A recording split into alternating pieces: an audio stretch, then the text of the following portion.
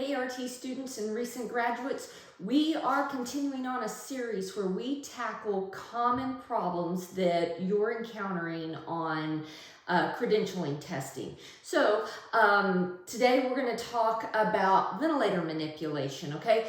And the idea is if you have two problems, which do you fix first? And by and large, the answer is ventilation. You usually fix the CO2 issue first, but there is one exception, and this is that exception. So let's just pick this apart. You have a 56-year-old patient that's intubated and receiving mechanical ventilation in the emergency department after being found hypoxic and confused.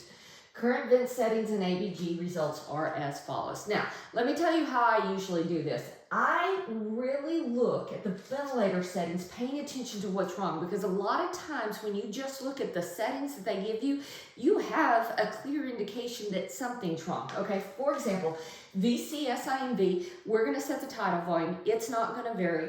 The patient SIMV means they can breathe spontaneously in between the set breaths. All right, they have a set rate of 12, great. Their total rate is 24, which means they're breathing 12 breaths spontaneously. They're breathing double the ventilator, and that's not right. Something's wrong. Tidal volume is 450. I have to assume this 450 is correct because I don't have a height or a gender, so I must assume that this is correct. FiO2 is 40, PEEP of 5. All right, so let's look at this blood gas. When I look at blood gases, here's what I say to myself. What is the problem? Here are the answers. Ventilation, oxygenation, or both. And so when I look at this, I say, okay, this is both. We have a ventilation issue, maybe not a problem. We are over-ventilating, and this person has moderate hypoxemia. All right, here's the physiology of what's going on. The patient is hypoxemic. The body's first response to hypoxemia is to increase respiratory rate. But when they increase respiratory rate, they blow their CO2 off, and then the pH climbs into the alkalotic range.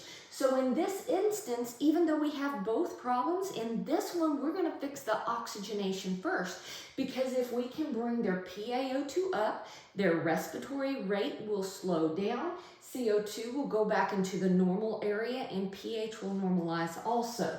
So if we look at this and we say, okay, we're already on 40%, we need to fix the PaO2.